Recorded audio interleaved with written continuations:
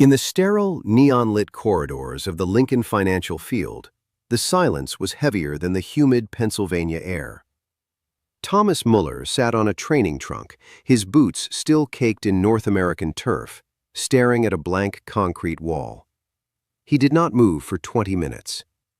Outside, the world was screaming, but inside, the German machine had finally and irrevocably sputtered to a halt. The bracket for the 2026 World Cup round of 16 is now set. It looks nothing like we were promised. This is the controlled collapse of football as we knew it. For years, critics warned that expanding the World Cup to 48 teams would dilute the product. They said the group stages would become a slog. They predicted the quality would drop. But nobody predicted this level of institutional carnage. We were told the Giants would thrive in this new format. Instead, the Giants are being led to the slaughter. The round of 32 was supposed to be a formality for the elite. It turned out to be a graveyard. Germany, a nation with 4 stars on their chest and a century of tactical superiority, is gone. They did not fall in the semifinals. They did not even make the final 16.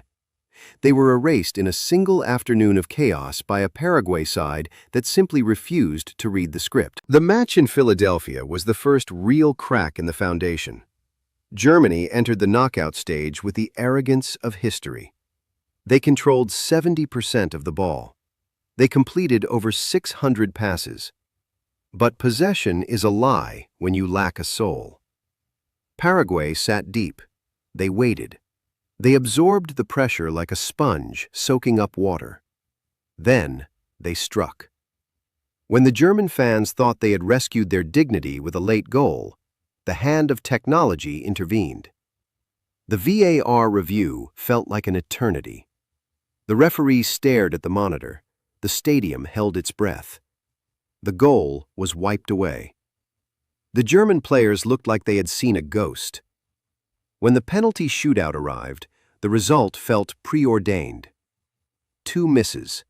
2 long walks back to the center circle. Germany is out. The 4-time champions are heading to the airport before the tournament has even reached its peak. It is a humiliation that will haunt their federation for a generation. But Germany was not the only pillar to crumble. If you thought Morocco's run in Qatar was a statistical anomaly, you were wrong. The Atlas Lions have proven that they are no longer an underdog story. They are a powerhouse. Standing in their way were the Netherlands. This was a Dutch team built on the philosophy of total football. They had the talent, they had the pedigree, but they did not have the heart. For 120 minutes, Morocco hunted them. They closed every passing lane. They won every 50-50 ball. The match was a chess game played at the speed of a car crash. When it went to penalties, the Dutch looked terrified. Morocco looked bored. Every Moroccan kick was clinical. Every Moroccan save was a statement. The Netherlands are going home. The orange wall has fallen. This leaves us with one of the most improbable round of 16 matchups in the history of the sport. Morocco versus Canada. Think about that. Before the first whistle blew in Monterrey, no expert on the planet predicted this. It is a match that represents the shifting tectonic plates of global football. Canada, playing on home soil, has ridden a wave of national fervor to reach this point. They are fast, they are fearless, they are physical. Morocco is technical, disciplined, and emotionally unbreakable. One of these nations is now guaranteed a spot in the quarterfinals. One of these nations will be among the last 8 teams on Earth. The traditional hierarchy is dead. Brazil almost joined the list of casualties. The 5-time champions faced a Japan side that played with the precision of a master watchmaker. Japan's pressing was not just energetic, it was scientific. They lured Brazil into traps. They forced mistakes from world-class defenders. For 90 minutes, the Seleção looked like a team of individuals drowning in a sea of collective organization. The frustration was visible on every Brazilian face. The crowd in Foxborough began to turn. You could feel the weight of 2 decades of World Cup failure pressing down on their shoulders. Then, in the dying seconds of stoppage time, Gabriele Martinelli found a pocket of space. One touch, one shot, one goal. Brazil survived. But survival is not the same as dominance. They are through, but they are bleeding. They look vulnerable. They look beatable. And the path ahead for Brazil is a nightmare. They are likely to face either Norway or the Ivory Coast. If Norway advances, the world will finally get the matchup it has been craving.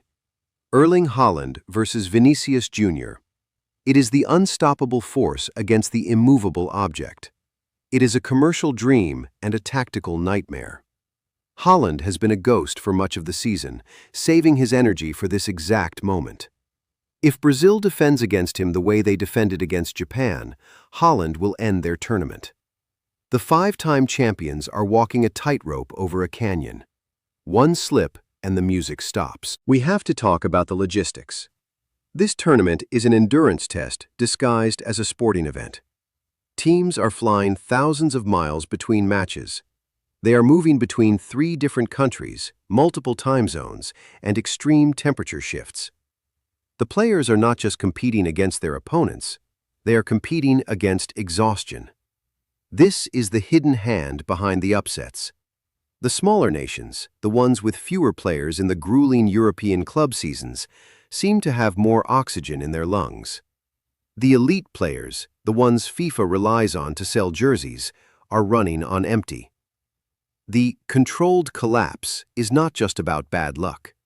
It is about a system that has pushed the human body past its breaking point for the sake of broadcast revenue. This leads us to the most anticipated potential clash of the entire bracket: Portugal versus Spain. It is more than a local derby. It is a clash of eras. On one side, you have Cristiano Ronaldo. He is 41 years old. He is playing in his final World Cup. He is a monument to longevity and sheer will. On the other side, you have Lamine Yamal. He is a teenager. He is the future. He was not even born when Ronaldo won his first major trophies. If this match happens, it will be the most watched round of 16 game in history. It is the passing of the torch in real time. Ronaldo is fighting against time itself. Yamal is playing like he has all the time in the world. It is a poetic, brutal reality. One of them will leave the pitch in tears. This wasn't a series of isolated mistakes. It was exactly how the system was designed to work. The expansion was never about the football. It was about the spectacle. It was about creating so many variables that the traditional powers could no longer control the outcome. FIFA wanted drama, and they got it at the cost of the sport's integrity. The bracket is now a minefield. Look at Argentina. Lionel Messi is on a quest to defend his crown. On paper, their route to the semi-finals looks manageable. But on paper died the moment Germany lost to Paraguay. Argentina has looked sluggish. They are relying on moments of individual magic from an aging king. They are playing a high-stakes game of poker with a deck that is missing half its cards. Every underdog they face sees them as a trophy on a wall. Every opponent knows that if you stop Messi, you stop the nation.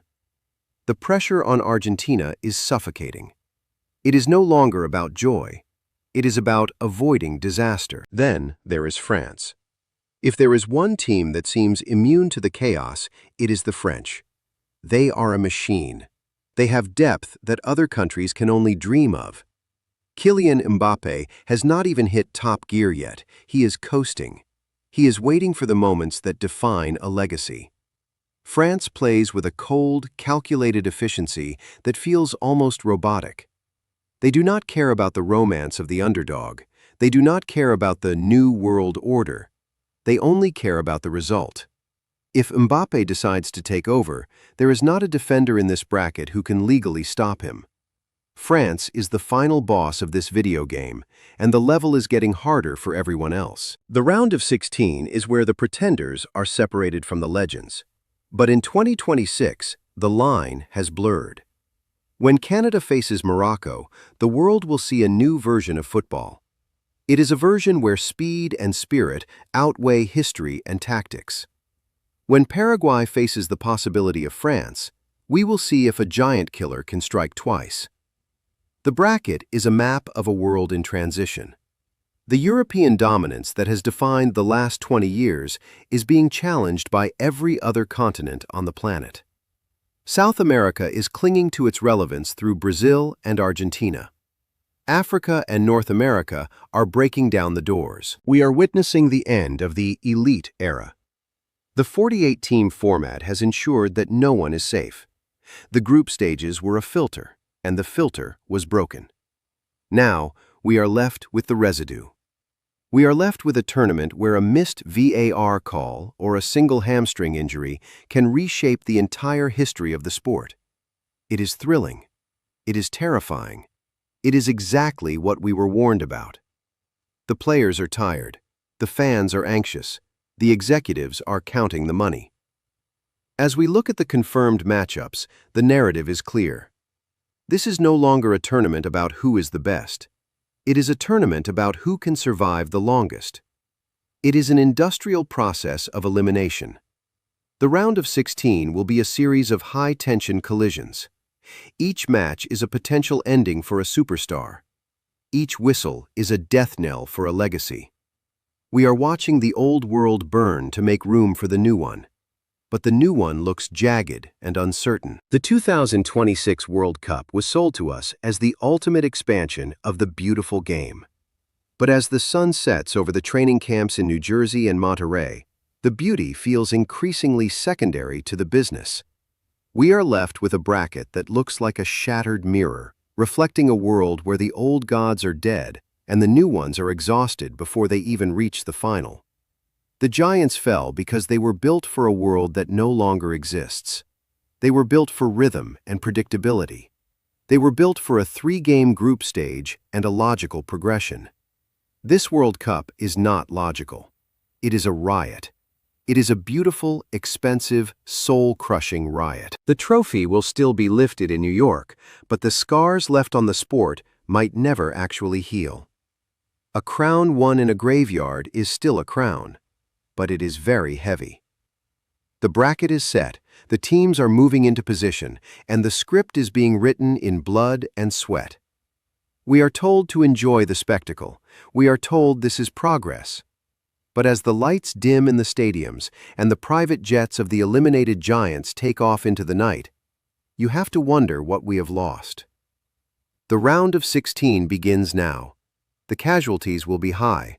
The drama will be manufactured and real all at once. Will you still be watching when the lights finally go out? Only the winners get to speak. The losers just fade away. What a terrible, beautiful way to die.